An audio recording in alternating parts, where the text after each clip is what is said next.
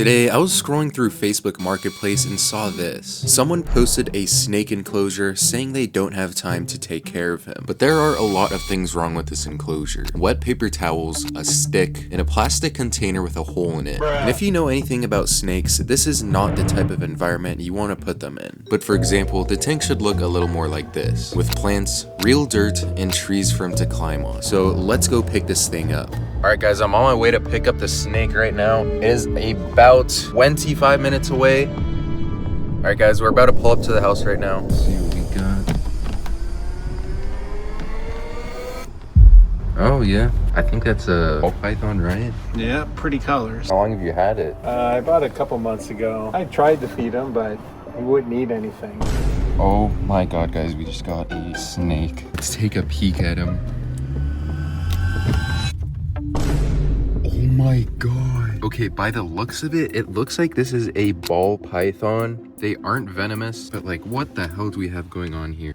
Oh my god, bro. Oh, hell no, man. Inside here were wet paper towels and a water bowl, which I guess was the only good thing. I mean, obviously this is enough for a ball python. I mean, he doesn't even look that bad. He looks fine, but like his living quarters is just not good at all. And about 25 minutes later, I arrive home. Okay guys, we finally made it in my room to do another check on him. Apparently these guys do not mean any harm at all. Like they won't really bite you. So I'm going to try to pick him up.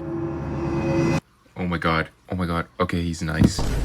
Oh my god. Okay, so I asked the guy if he had a name and his name was actually Noodle. Oh my god, he feels so cool.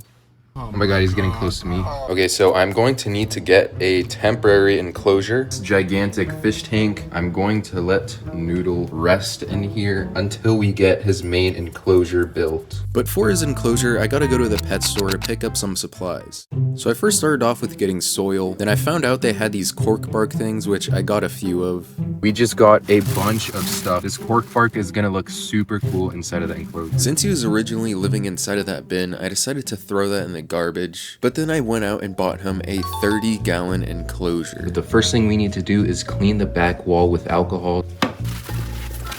You might be wondering, why did I just clean the back glass? And this is actually my special formulation. Don't ask me how long this took me to make, because this is my formulated specialization of man-made glue. Alright, the tank is now prepped, but before we start working on it, I want to thank the sponsor of today's video, Aviron. Now, this isn't just any rowing machine. I'm sure you probably don't like doing cardio, but this rowing machine from Aviron has interactive gameplay that will make you want to keep coming back. So you can actually enjoy doing cardio. You're actually 2.5 times more likely to stick with a gamified workout routine rather than a traditional workout. You can hit milestones and unlock achievements and earn rewards that keep you motivated to keep coming back for more. And if you're lonely and you like working out with friends, boom!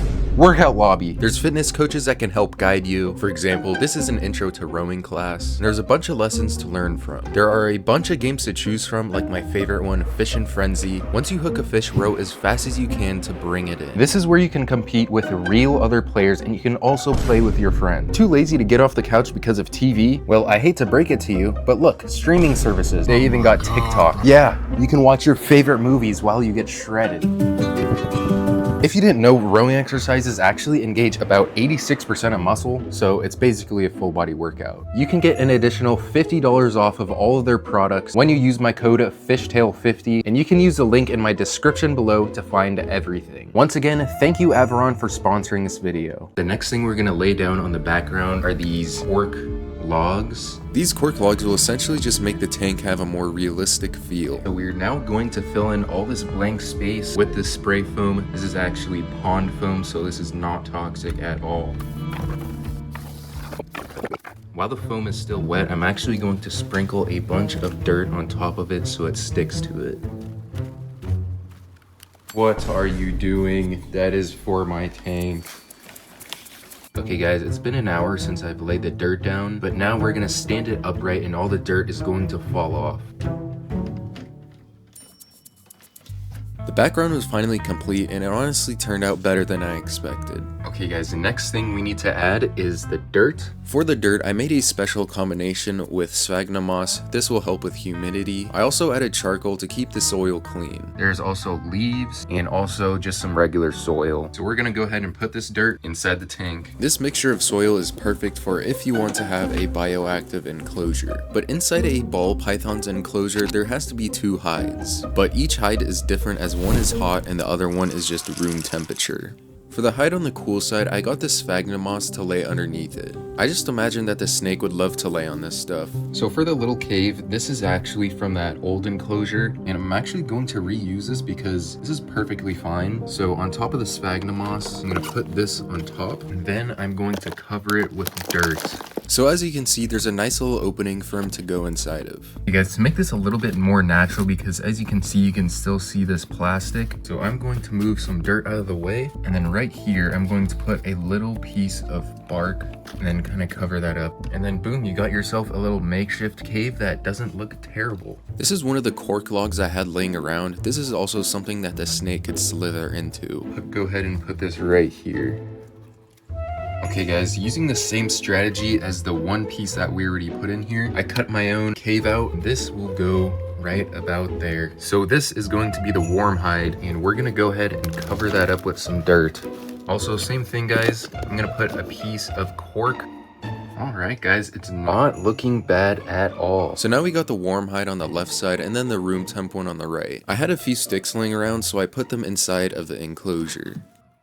So the base of the tank is basically complete, but not bad so far. I'm gonna make this enclosure bioactive, which basically means there's isopods like roly-poly and also springtails. So isopods and springtails, they need food, so I got them something. So these are actually oak leaves. I bought these on eBay, and we're basically just going to sprinkle them across the whole enclosure.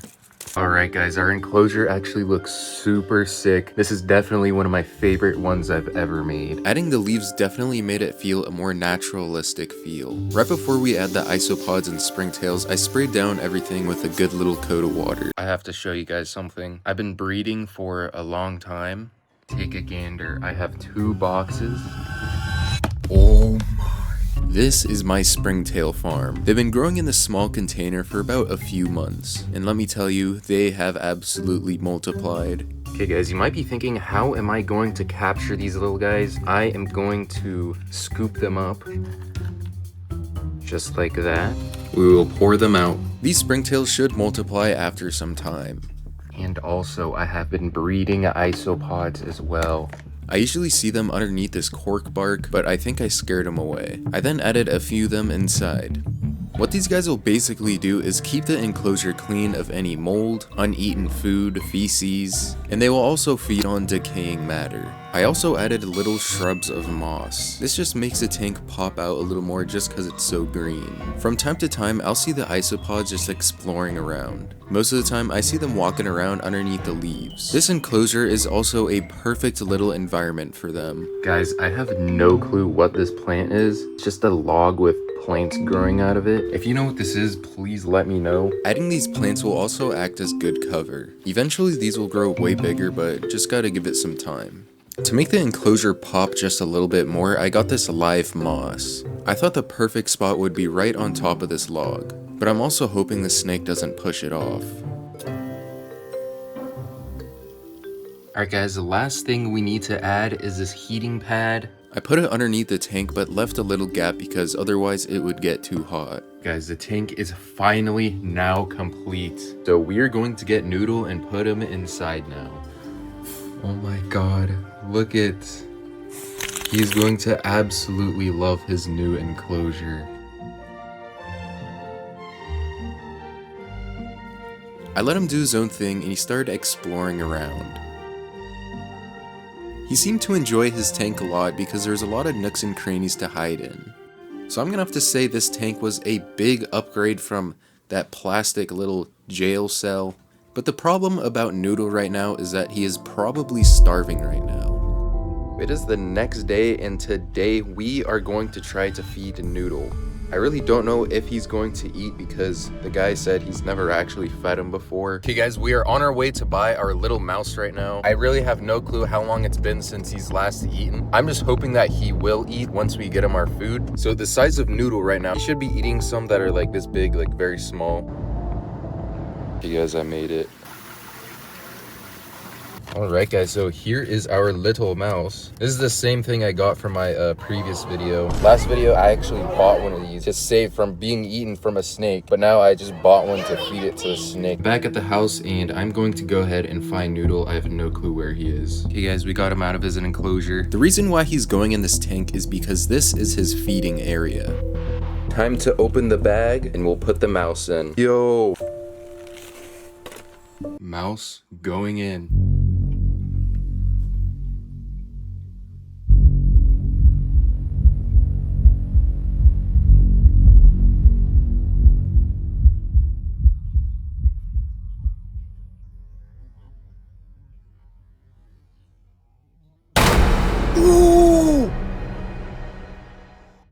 This had to happen, but thankfully, Noodle had a meal inside of him. You can even see it inside the snake, which kind of looks a little weird. After a little bit of time, the mouse will fully go down his whole body to digest. But all in all, I'm very happy I could get Noodle an amazing home. But if you did enjoy this video, I have a bunch more on my channel you guys should check out.